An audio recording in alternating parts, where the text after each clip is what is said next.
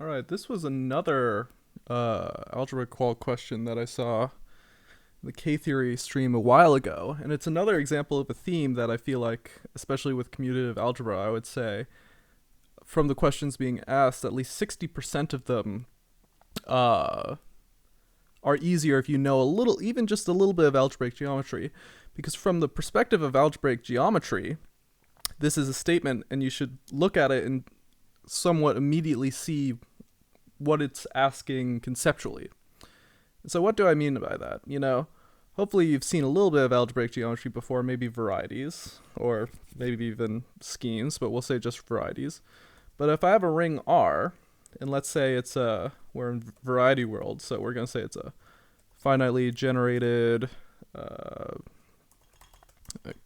algebra over C, then we like to think of R as the regular functions over the variety defined by R, which depending on where you come from, you might also think of this as spec R. But this is essentially the points. If it's a finitely generated C algebra, we can think of it as C of x1 L dots xn modulo some ideal I, which will be generated by a finite number of polynomials, so like p1 L dots, I don't know, pr. And this variety or algebraic set really will be some subset. So you can imagine, say it's cx1 x2, and as you know from algebra, we often draw the real points even though we're thinking of the complex points. And so you have some subset of C2 given by the vanishing of all of these polynomials. And these R are the regular functions. And the other thing you should know is that if I have a ring R, what are the maximal ideals? Well, this is a thing called Hilbert's Nullstellensatz. The maximal ideals correspond precisely, I guess I'll write max spec R, correspond precisely to the points on our algebraic set. So they'll correspond to these points here, and the ideals will be of the form, if we think of them, if we lift them to subideals of this C algebra cx1 through xn, they'll be of the form xi minus ai, over a bunch of I, over n values of I, for some point, a in Cn.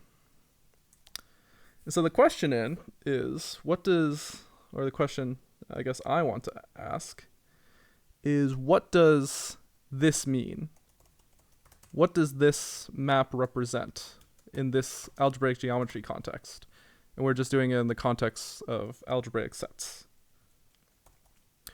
Well, if I consider this map at one maximal ideal, I'll have a regular function f in R, and so that will be some function on our, let's say, curve here. And it will get mapped, and we take this quotient xi equals ai, so it'll get mapped precisely in C to f of a. And so it's the evaluation map at a. And so if you get the product over all of the maximal ideals over all the points, this is mapping a function f maps to, you could think of this as a vector f of a indexed by a for all the points a in V of R. And so basically on this side, we have the data of, for every point, a complex number, and on this side we have the regular functions.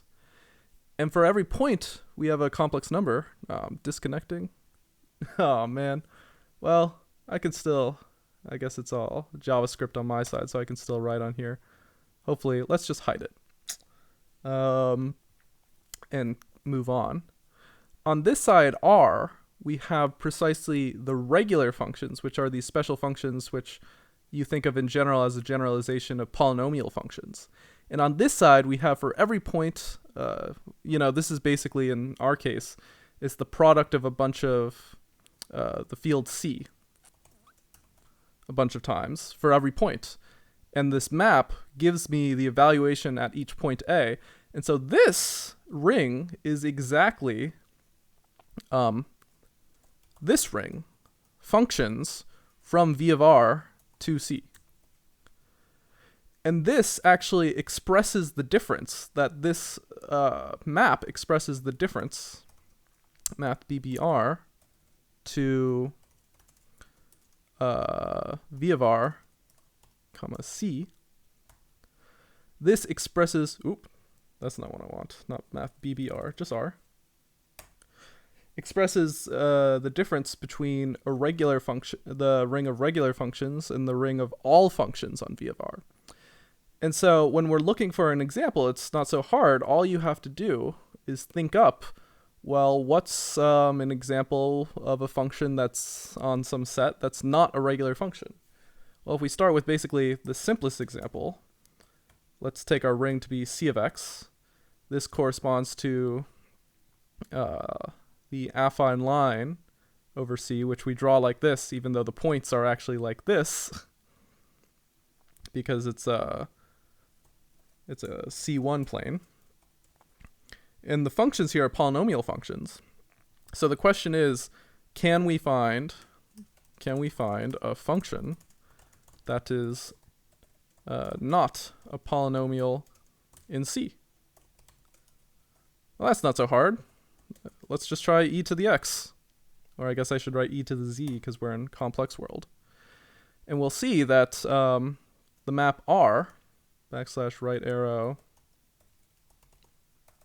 I'll write it out in the full original, R mod mi, does not have e to the z in the image. And so we've solved this problem with a very simple example by just realizing that, what is this question actually asking? It's asking about the difference between a regular function, which is a pretty restricted set of functions when we think of arbitrary functions, and an arbitrary function. The fun thing is that if you come from like a scheme theoretic point of view, and I'll just say this very quickly, it's still the same question. That we have this map R, backslash right arrow,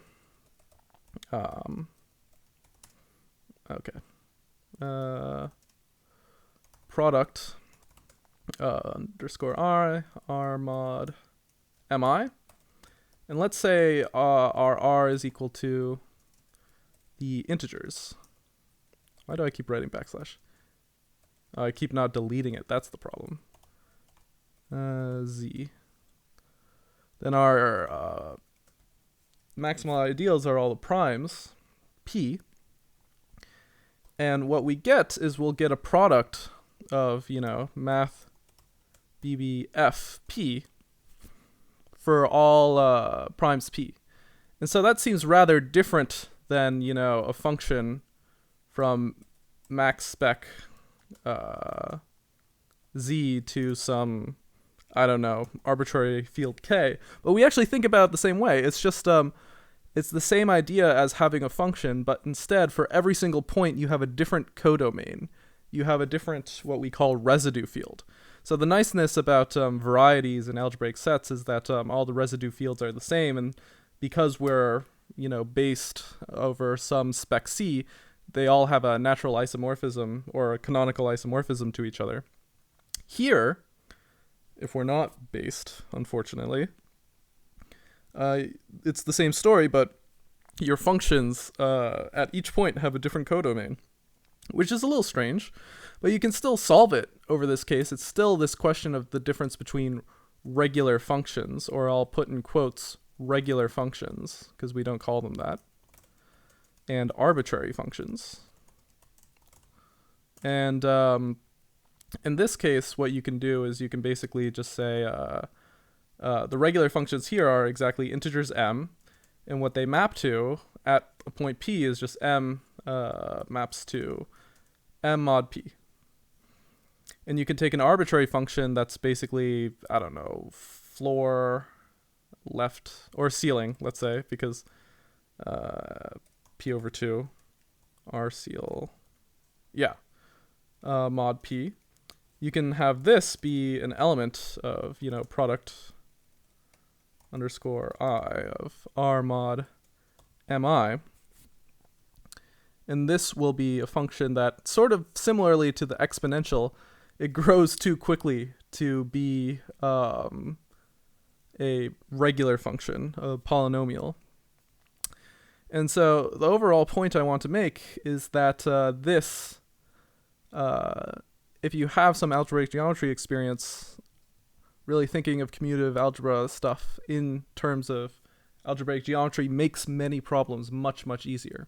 Another thing you could look at, or if people comment, I can talk about how the Chinese remainder theorem from a geometric perspective is basically the fact that if I have a function on 2 points, it's totally described by the values at those 2 points to get it on the union of these 2 distinct points, or 2 disconnected varieties, or algebraic sets, or whatever you want to think of them as.